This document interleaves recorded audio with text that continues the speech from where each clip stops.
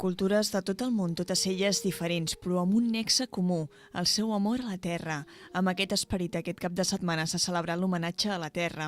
La finca Les Comes de Súria s'ha omplert d'espiritualitat i bones vibracions. Per primera vegada, l'espai ha acollit aquesta celebració en què hi han participat centenars de persones, entre elles noms destacats com l'activista Arcadi Oliveres o el lama tibetà Wang Cheng.